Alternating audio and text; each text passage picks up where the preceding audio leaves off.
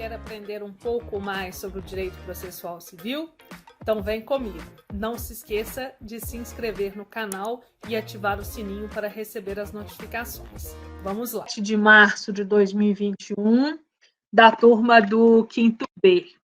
Vamos dar sequência. Na aula passada nós falamos, ainda dentro da teoria geral da execução, nós falávamos sobre legitimidade, né? Quem pode ser autor de uma ação de execução de título extrajudicial ou de um pedido de cumprimento de sentença.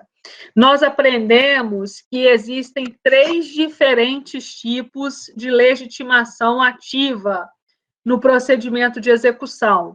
Nós temos a chamada legitimidade originária, que é do credor, daquela pessoa que consta do título executivo. Então, é o vencedor, né, de uma ação judicial, é a pessoa beneficiária do título executivo, no caso de um cheque, de uma nota promissória. Esse é que é o credor originário, é a pessoa que consta do título executivo. Mas nós vimos que, além do credor originário, podem ter legitimidade para a propositura da execução, também o chamado legitimado extraordinário, que são aquelas pessoas que a lei atribui essa legitimidade, como é o caso do Ministério Público, como é o caso dos sindicatos, de associações, né? A legitimação extraordinária, ela é uma exceção à regra geral de que ninguém pode estar em juízo em nome próprio, reivindicando direito alheio, salvo os casos expressos em lei. Uma outra modalidade de legitimidade é a legitimidade derivada. A legitimidade derivada, ela deriva, né, ou de um ato causa mortes, a morte do devedor, ou de um ato inter vivos, uma negociação, uma cessão de crédito, né?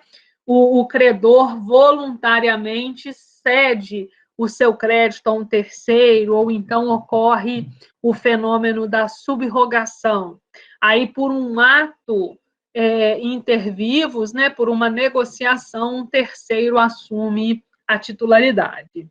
Lembraram disso? Alguém tem alguma dúvida pendente em relação à legitimação extraordinária, à legitimidade ativa, ou já podemos avançar aí para a legitimação passiva? Eu passei rapidinho, porque essa matéria nós vimos na aula passada, né? Então, eu acredito que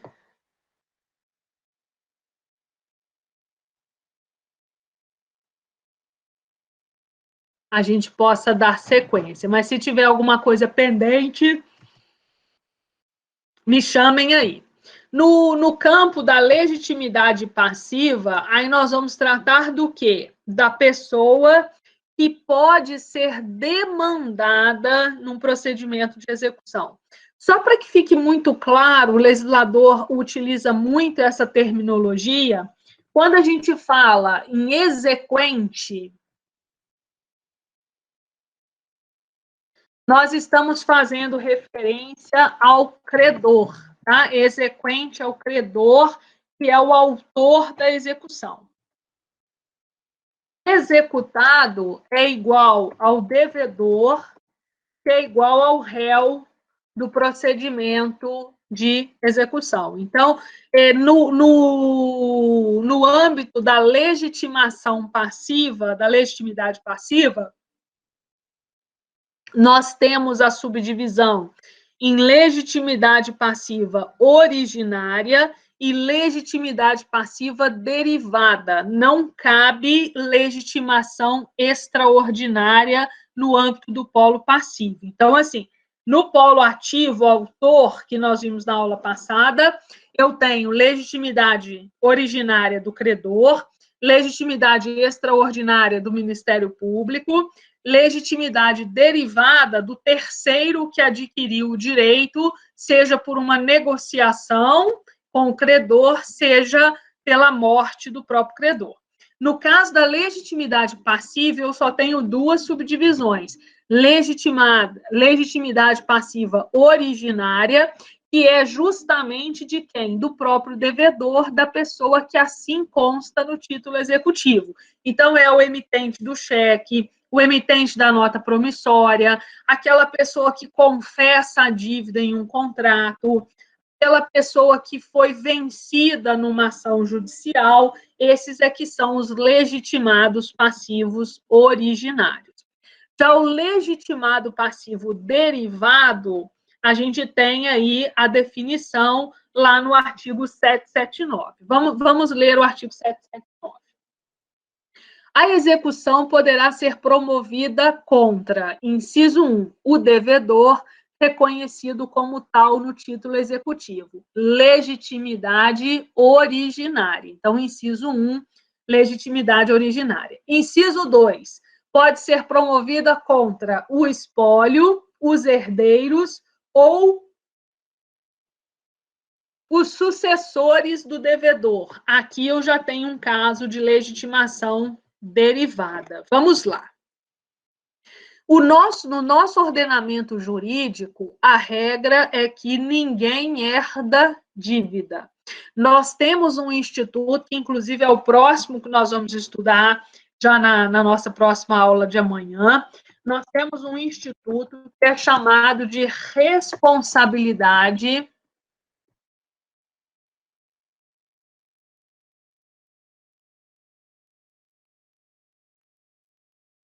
patrimonial. O que é a responsabilidade patrimonial? Significa que o patrimônio do devedor responde pelo pagamento das suas dívidas. Nós vamos aprender, tem um dispositivo no CPC que diz assim: o devedor responde com os seus bens presentes e futuros pelo pagamento de suas dívidas. A isso chama-se responsabilidade patrimonial. Quem responde pela dívida não é a pessoa, é o patrimônio. O que significa dizer que, ainda que esse patrimônio esteja com terceiros, esse patrimônio está vinculado ao pagamento daquela dívida. Então, o que acontece no caso de morte do devedor?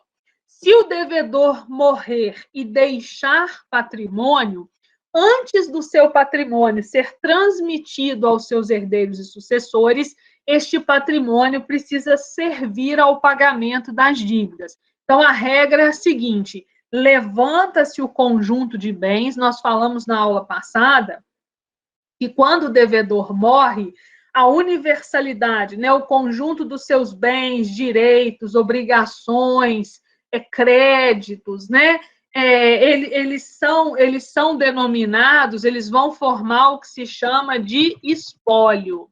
O espólio, ele tem personalidade judiciária. Personalidade judiciária é diferente de personalidade jurídica, tá?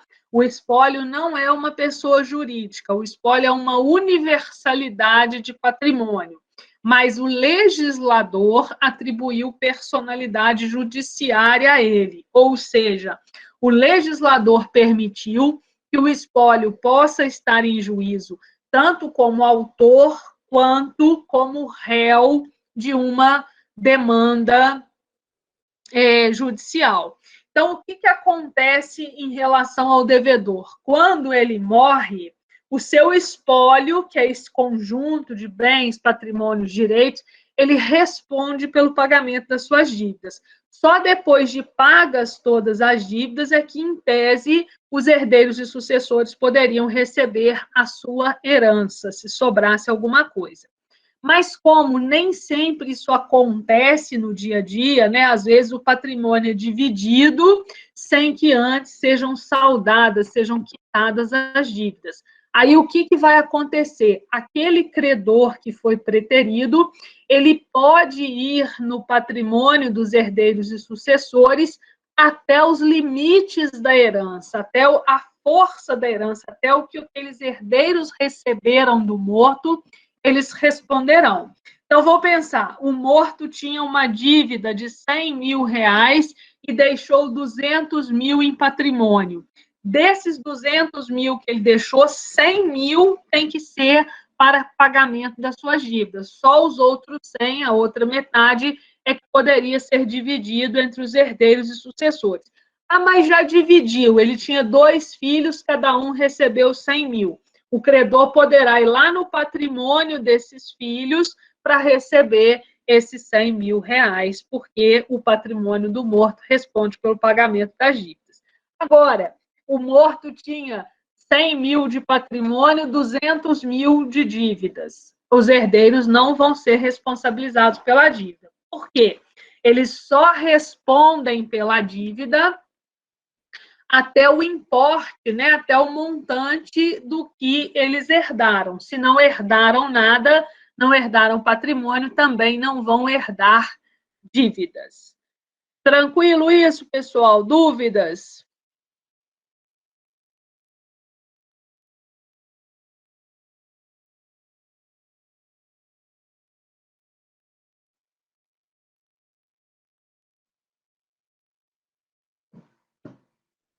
Ótimo. E como que funciona isso, pessoal? O espólio responde até que seja feita a partilha, né? Lembrem-se que faz-se essa arrecadação desse patrimônio, dá-se início a um procedimento de inventário, o inventário é onde também vai fazer o levantamento de todos os bens, todas as dívidas e quem são os herdeiros e sucessores.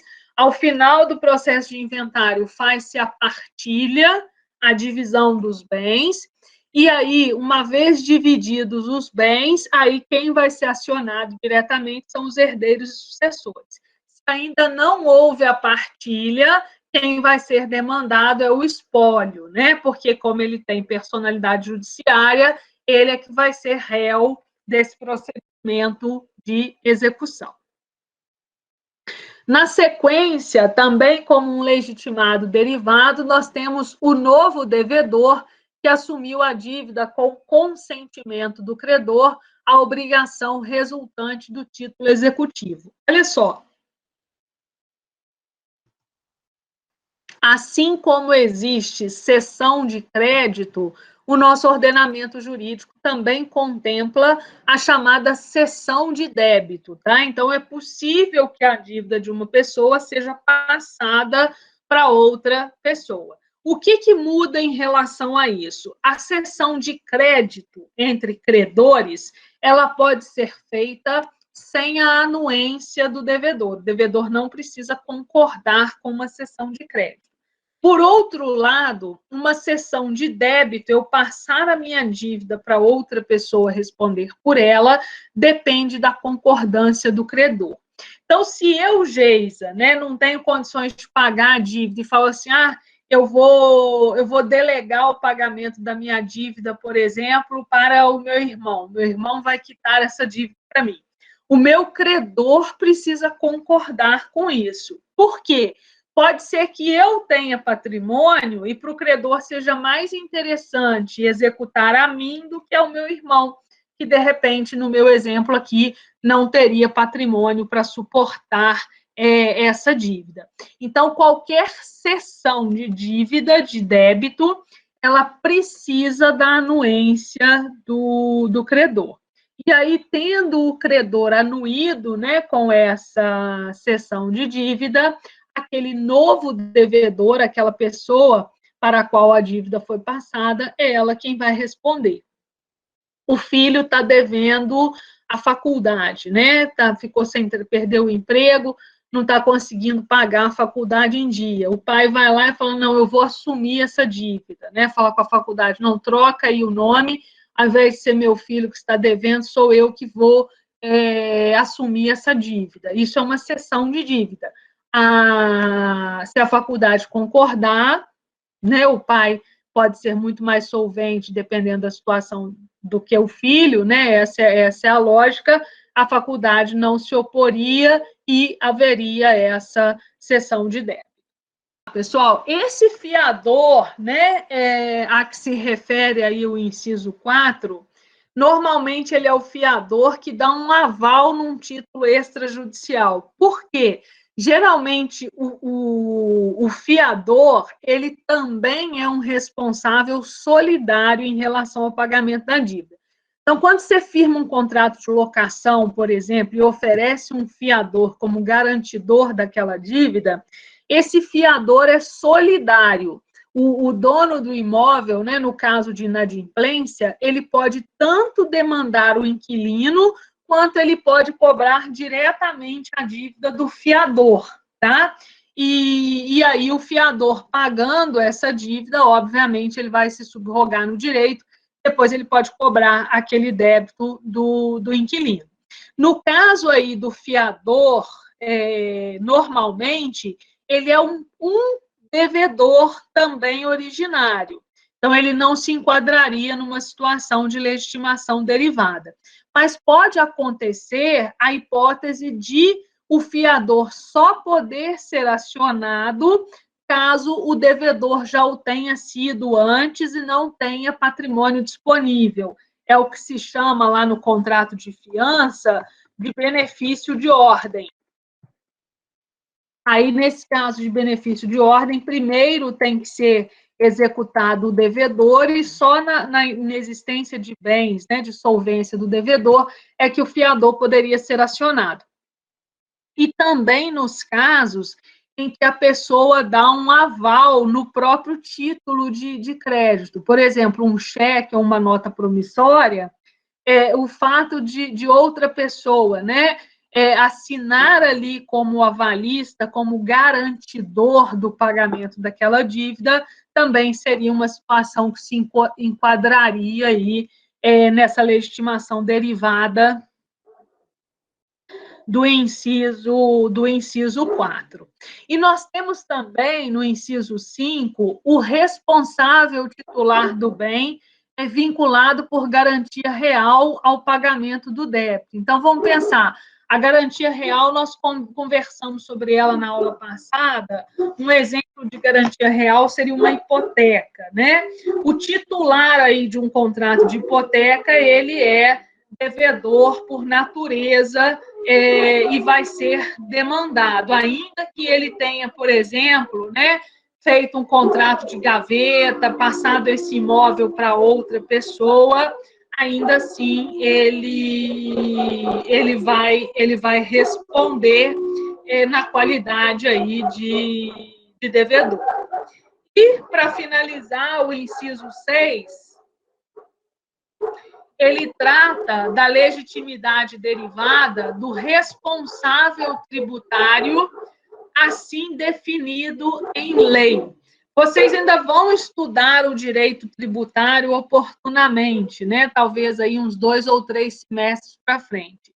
O que é o responsável tributário? O responsável tributário é aquela pessoa que, mesmo não sendo, né, o devedor do tributo, ele é responsabilizado por aquele pagamento por força do que estabelece a lei. Então, assim, ele nem foi o beneficiário do chamado fato gerador, né, lá no direito tributário, mas ainda assim ele vai ser responsabilizado. Um exemplo típico de responsável tributário a gente tem no processo de inventário, que a gente falava dele agora há pouco. No inventário, eu disse para vocês que a pessoa física que representa o espólio é o inventariante. Então, assim, o inventariante é a pessoa física que vai tomar todas as providências ali para gerir, para administrar o espólio. É obrigação do inventariante efetuar o pagamento de todos os tributos devidos pelo espólio. Então, assim, quando se faz transmissão de herança, tem que se pagar um imposto que se chama ITCD. É obrigação do inventariante pagar o ITCD. Se o inventariante não paga o ITCD, ou não paga um IPTU, ou não paga um ITR, qualquer outro tributo devido pelo espólio, a lei diz que ele, inventariante, vai ter que pagar pessoalmente com o seu patrimônio. Então, assim, antes ele tinha que pagar tirando o dinheiro do espólio. Então, ele ia lá nos bens do espólio, pegar o valor necessário e quitar o tributo. Mas se ele não cumprir com essa sua obrigação, a lei estabelece que ele vai ter que pagar esse tributo do próprio bolso. Então, assim, mesmo ele não sendo o devedor, a lei estabelece essa responsabilidade tributária para ele. Um outro caso de responsabilidade tributária é do empregador em relação às contribuições previdenciárias do empregado. É obrigação do empregador descontar do empregado o valor necessário ao pagamento da Previdência, né, do INSS. Quando vocês estudarem o direito previdenciário, se ainda não estudaram, vocês vão aprender que existe uma cota, que é chamada de cota patronal, que quem paga é a empresa, e tem uma outra cota, que é a cota do empregado. Geralmente varia aí de 8% a 11% do valor. Então, o empregador, ele pode descontar esse valor do empregado, pode não, ele deve descontar esse valor do empregado e repassar a Previdência Social. A lei diz o seguinte: se o empregador não descontar, ele assume o pagamento dessa dívida. Então, ele não descontou, ele, empregador, é que vai ter que pagar essa parte que ele deixou de descontar e de recolher referente ao tributário.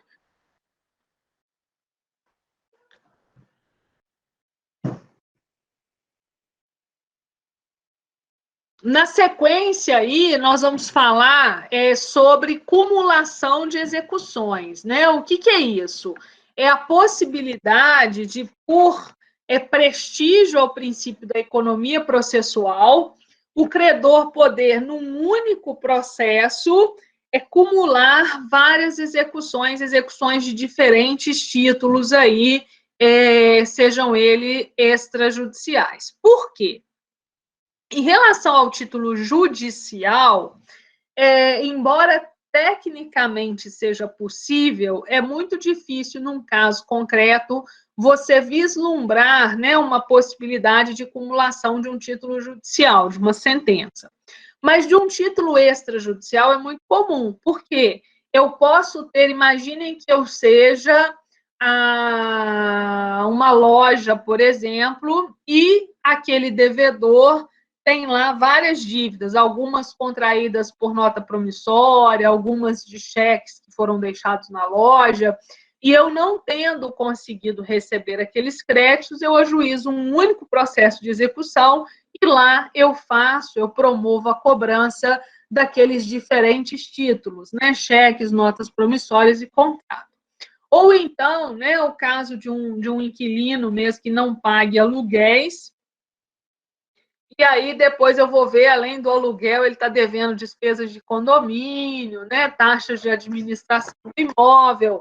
Aí, da mesma forma, num único processo, eu já posso promover ali a execução daqueles diferentes títulos.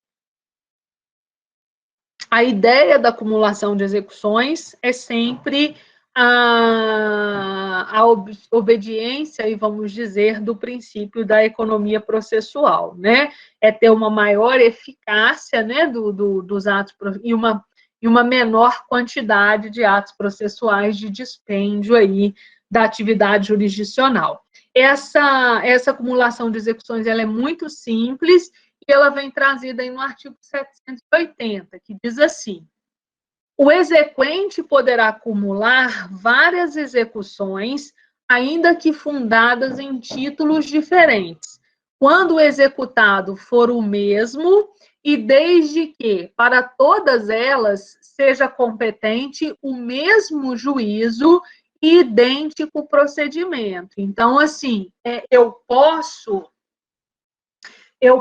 acumular as execuções desde que contra um mesmo devedor. Gente, se for, por exemplo, marido e mulher, também é possível, né? Porque se ambos forem responsáveis pelo pagamento das dívidas, nós vamos falar disso na aula de amanhã, quando a gente for tratar da responsabilidade patrimonial, nós vamos ver que tem dívidas que um só assina, mas os dois são responsáveis, porque são dívidas que foram ali contraídas em benefício da família, tá? Então, assim, nesses casos, né, em que os dois poderiam ser responsabilizados, eu poderia acumular. Então, a dívida, o cheque foi do marido, a nota promissória, quem emitiu foi a mulher. Eu ajuizo uma única ação e coloco os dois na qualidade ali de devedores. Também exige a lei que o competente seja o mesmo juízo, nós vamos falar agora das regrinhas de competência, e que seja idêntico o procedimento. Por quê? Não é possível acumular uma execução de título extrajudicial com uma execução de título judicial.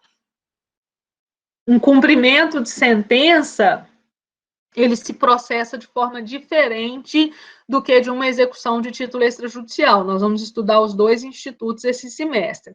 Então, o procedimento tem que ser o mesmo para que eu consiga efetivamente fazer a acumulação.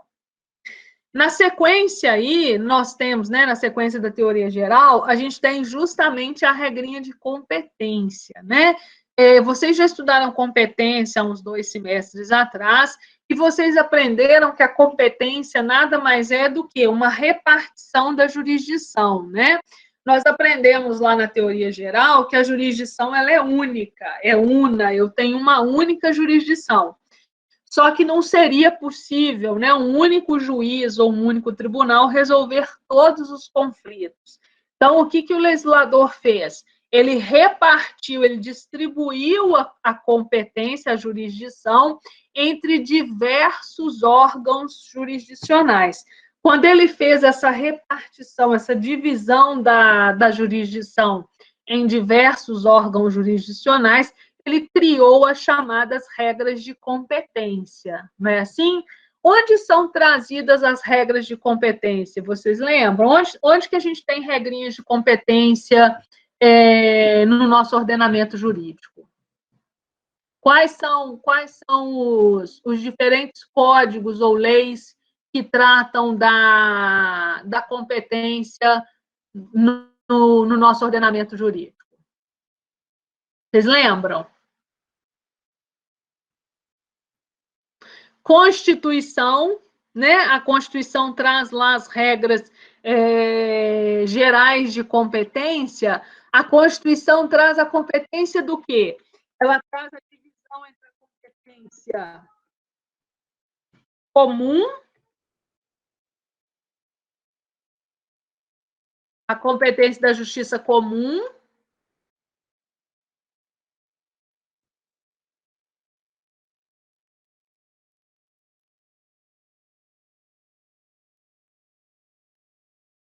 das justiças o quê? Especializadas.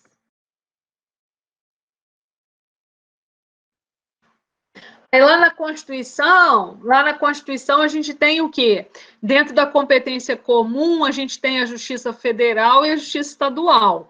Aí o legislador constituinte, ele trata da competência da Justiça Federal, né? Em relação à competência da Justiça Estadual, ele diz assim, olha, tudo que não for de competência nem da Justiça Federal, nem das justiças especializadas, quais que são as justiças especializadas? Trabalho, eleitoral e militar. Então, o legislador constituinte diz assim, o que não for da jurisdição das justiças especializadas, penal, trabalho, eleitoral e militar, e também não for de competência da Justiça Federal, que são as causas, né, em que a União, suas autarquias ou fundações atuem, seja na condição de autoras ou de réis, são de competência da Justiça Comum Estadual. Aí, ou seja, a competência da Justiça Comum Estadual é uma competência residual, é tudo o que sobra, né? Mas tudo o que sobra é muita coisa, tá, gente? Aí, aonde que vem traçadas essas regrinhas da competência da Justiça Estadual? No Código de Processo Civil e na Lei de Organização Judiciária. A Lei de Organização Judiciária, ela subdivide o Estado em comarcas, né? O Estado, ele além de ser dividido em municípios, esses municípios são agregados em comarcas. Por exemplo, a comarca de Barbacena, exerce jurisdição não só em relação ao município de Barbacena, são vários municípios que fazem parte da comarca de Barbacena. Então, Barbacena, Antônio Carlos, Ibertioga, Ressaquinha, Alfredo Vasconcelos, tudo são de jurisdição da comarca de Barbacena, dentre outras, tá, gente? Estou falando só de algumas que me veio à cabeça mais rapidamente. O que acontece? E o Código de Processo Civil, ele trata das regrinhas de competência, ou seja, né, onde a ação deve ser proposta. Nós já sabemos que a regra geral de competência é foro de domicílio do réu. Mas se a ação não for proposta no foro de domicílio do réu, ela também pode ser proposta num foro de eleição, há situações em que ela vai ser proposta no foro de domicílio do autor. Então, é isso que vem tratado aí em relação ao procedimento de execução. Por quê? Aqui eu tenho regrinhas próprias para execução, embora vocês vão ver que elas são muito parecidas na execução do título extrajudicial, elas são muito parecidas com as regrinhas de competência lá do procedimento comum, né, lá da regra geral do procedimento comum. Uma outra observação importante em relação à competência é a gente fazer aquela distinção entre competência absoluta e competência relativa. O que é uma e o que é outra? A competência absoluta é aquela que não comporta modificação. A ação só pode ser proposta perante aquele juízo. Se ela for proposta perante um juízo diferente, ela vai ser uma ação inválida, ela vai ser uma ação nula. E nós temos as chamadas competências relativas, que são aquelas que o legislador estabelece onde a ação deva ser proposta, mas, né, se a parte contrária não ingressar com um pedido, né, de exceção de incompetência relativa, isso é feito na própria contestação, segundo a regra do novo CPC, se a parte não arguir essa incompetência relativa, aquele juiz que antes era incompetente, ele passará a ter competência, passará a ter jurisdição para solucionar aquele conflito. No caso do procedimento de execução, a competência na execução de título extrajudicial, ela é sempre relativa e é tratada lá no artigo 781, que nós vamos ver daqui a pouco. No caso do título judicial, do cumprimento de sentença, nós temos um caso que é de competência absoluta. Os outros dois são de competência relativa. Vamos lá para os incisos. A competência em relação ao título judicial, ao cumprimento de sentença, ela vem trazida aí no artigo 516. O artigo 516 diz assim: o cumprimento da sentença efetuar-se-á perante, inciso 1, os tribunais nas causas da sua competência originária. O que é competência originária do tribunal? Alguém lembra? Alguém aí saberia me dizer, recordar o que é competência originária?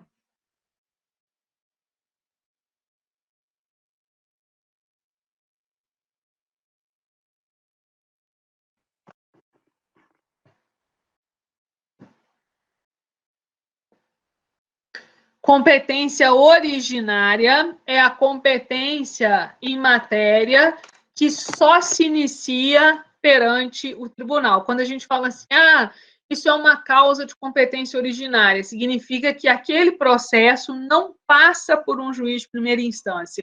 Ele necessariamente começa perante um tribunal, seja um tribunal de segunda instância, seja um tribunal superior.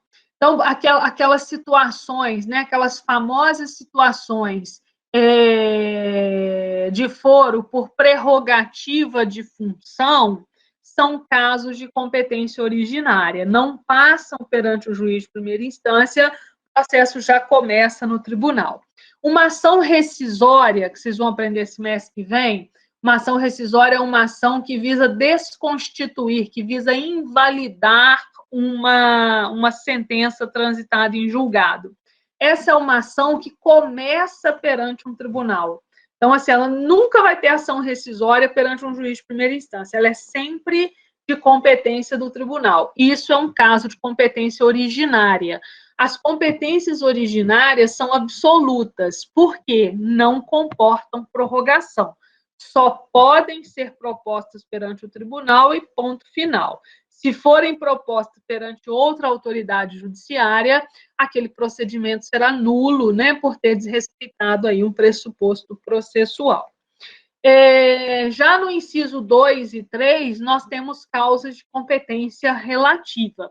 O inciso 2 diz assim: o cumprimento de sentença efetuar-se-á perante o juízo que decidiu a causa em primeiro grau de jurisdição.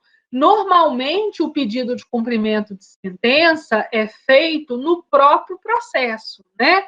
Nós não falamos na nossa primeira aula, agora eu tenho a fase postulatória, a fase de saneamento, a fase probatória, a fase decisória e depois o quê? A fase de cumprimento de sentença.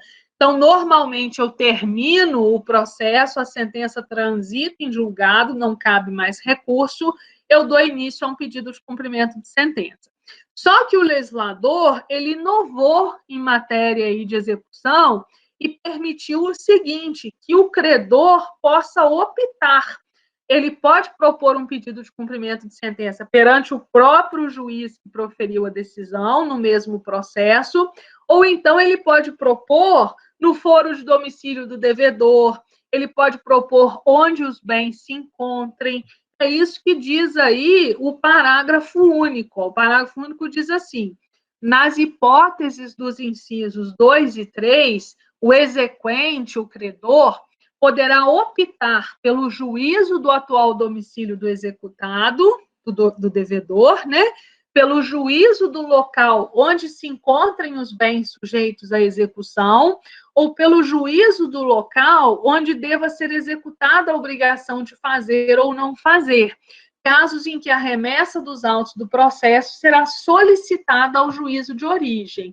Então, o que acontece, gente? Ainda mais hoje com o processo eletrônico, é muito válido que o credor promova o cumprimento de sentença ou onde o devedor se encontra ou onde se encontrem os bens. Por quê?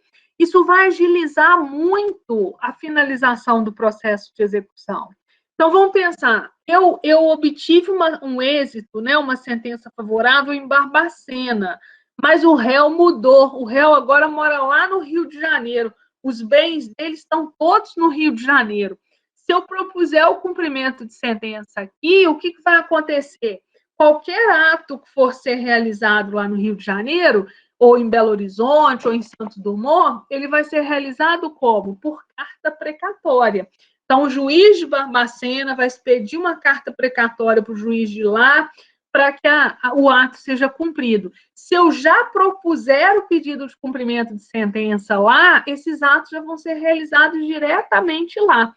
Como hoje o procedimento é eletrônico, é muito simples. O juiz dá um comando, né, no computador dele e já manda a íntegra do processo para o juiz lá do Rio de Janeiro, ou de Belo Horizonte, ou de Santos Dumont, no nosso exemplo.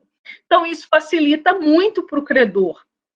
E é um caso de competência relativa.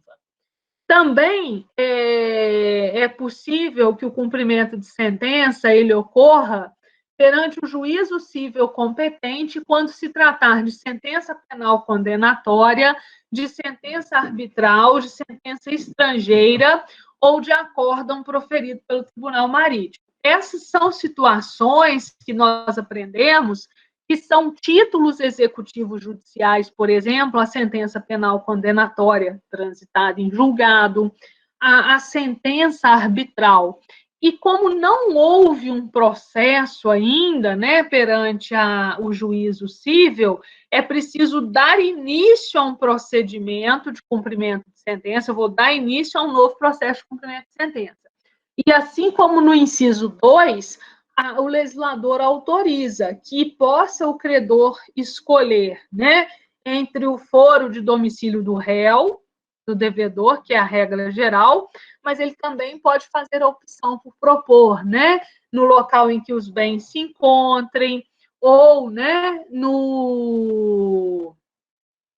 ou no atual foro de domicílio do devedor, já que não necessariamente, como não existia um processo físico, aliás, um processo cível, não necessariamente ele precisa propor naquele juízo, né, onde tramitou a ação penal ou onde foi proferida a sentença arbitral. A sentença arbitral foi proferida lá no Rio Grande do Sul, mas o devedor reside em Barbacena. Eu vou propor aqui em Barbacena, sendo uma opção do credor, o pedido de cumprimento de sentença.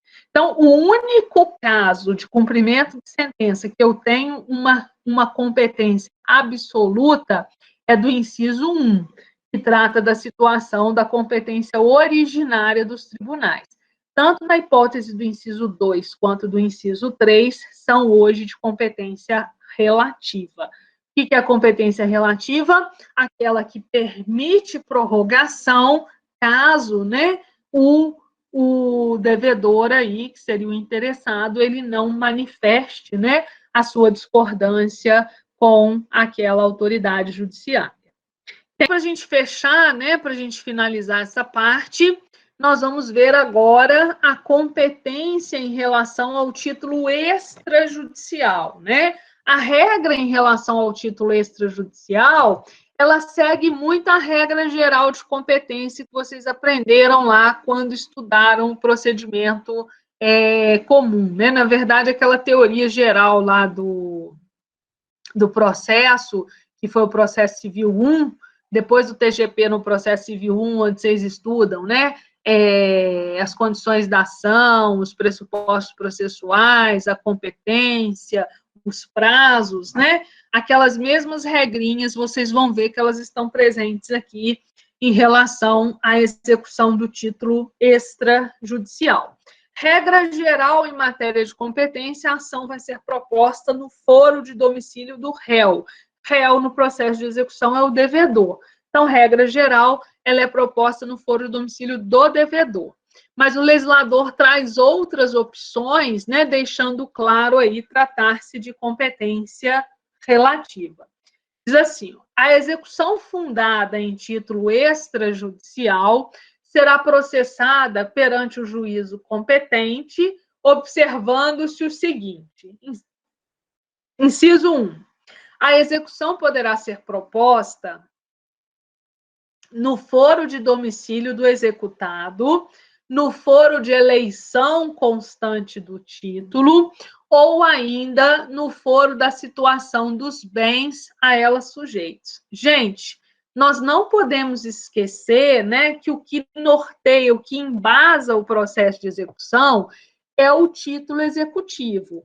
Então, assim, eu estou promovendo a execução de um contrato.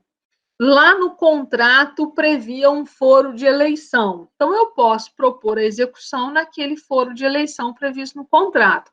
Agora, eu não tenho foro de eleição no título executivo, então não tem como escolher um. Aí a regra vai ser ou o foro de domicílio do devedor, que é a regra geral, domicílio do réu, ou então o local em que os bens se encontrem. Por quê? Lembrem-se sempre que o objetivo da execução é o pagamento do credor, tá? Tudo que o legislador faz no procedimento de execução, isso vai ficar muito claro para vocês quando a gente começar a ver o procedimento em si, vocês vão ver que tudo que o legislador faz é em benefício do credor, porque o processo de execução serve para quê? Para obrigar o devedor a cumprir com aquela obrigação que ele não cumpriu voluntariamente. Então, o legislador dá escolha para o credor. Olha, o que é mais fácil para você? Propor a ação onde o devedor se encontra ou propor a ação onde os bens se encontrem, né? Porque se o objetivo é o patrimônio, se o objetivo é apreender esses bens, propor a execução onde os bens se encontrem é muito melhor, né, para o credor, mas aí é ele, credor, quem vai escolher. Na sequência, o legislador diz assim, tendo mais de um domicílio, o executado poderá ser demandado no foro de qualquer deles.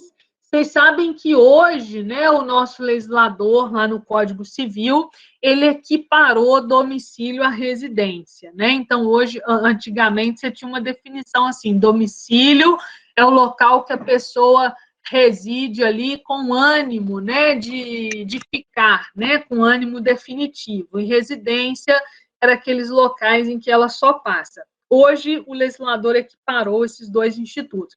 Então, o devedor pode ter várias casas, né? Ele pode morar em Barbacena, em Belo Horizonte, em Carandaí, ele pode ter residência em vários locais.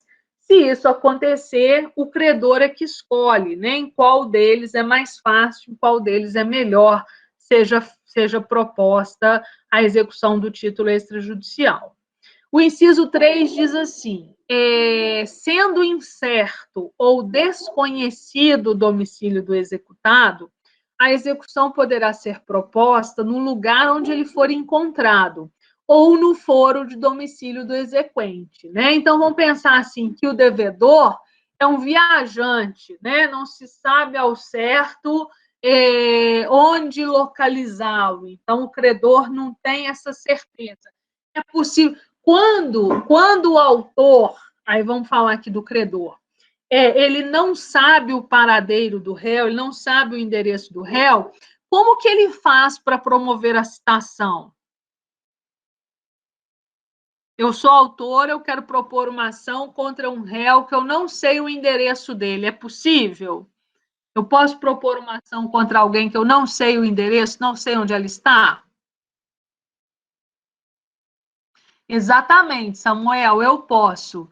Que tipo de citação que eu vou requerer?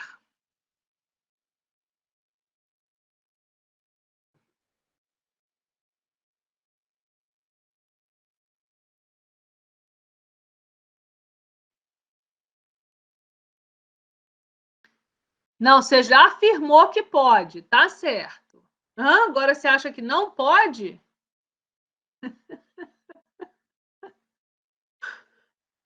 Eu tô enxergando mal, tá pequenininha aqui.